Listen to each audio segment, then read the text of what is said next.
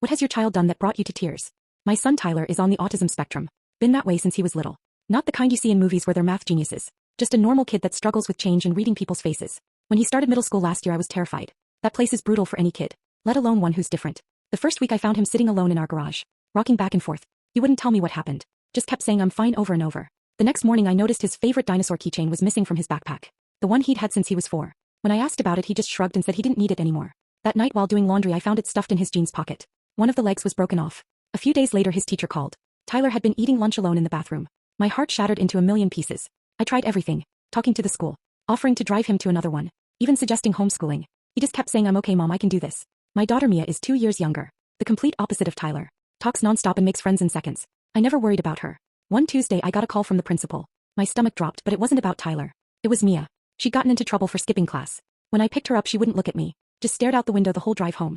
Are you going to tell me what happened? I finally asked. I saw some 8th graders making fun of Tyler at lunch, she mumbled. They were doing this thing where they pretended to be robots because of the way he talks sometimes. My hands gripped the steering wheel so tight my knuckles turned white. So you skipped class because I was hiding in the bathroom crying, she said. And I didn't want Tyler to see me upset because then he would know something was wrong. I pulled over right there on Maple Street. Honey, it's okay to be. No, it's not, she snapped. Because I'm supposed to be helping him. Not crying in a bathroom. That's when she pulled out her phone and showed me a checklist app she'd downloaded. It was titled Operation Brother. Every day for the past month she'd been setting her alarm for 6 a.m. An hour before I got up to prepare things for her brother. Make sure his blue folder is on top because that's for first period. Text him at 11:32 to remind him about lunch. Check if anyone has posted anything mean about him online. She'd created a whole system. A 9-year-old girl running interference for her brother while I had no clue. I sit with the popular girls at lunch, she said quietly. So I made them start saying hi to Tyler.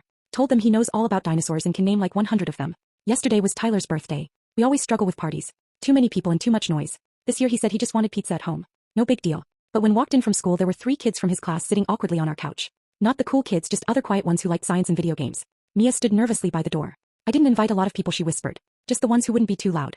And I told them not to sing the birthday song because Tyler hates that. I watched as my son cautiously sat down with these kids. They started talking about some video game I didn't understand. But Tyler was actually talking back. Not just nodding or giving one-word answers. Later I found a crumpled note in Mia's room while picking up laundry. It was a list of instructions she'd given these kids before Hay came over. Don't touch his stuff without asking. He might not look at your face when talking, that's normal. If he gets quiet just wait, don't try to make him talk. His laugh sounds different but it's still a real laugh. The next morning I heard Tyler laugh from the kitchen. Real laugh. He was texting with one of those kids from yesterday. Mia walked by with her cereal. See, she said casually. I told you he just needed the right friends. I'm sitting in my car right now in the Target parking lot right now typing this through tears. My 9-year-old is braver and smarter than I ever was. And I never even noticed what she was doing all this time. The strangest part is when I thanked her she looked confused. But he's my brother, she said. Like that explained everything. And maybe it does.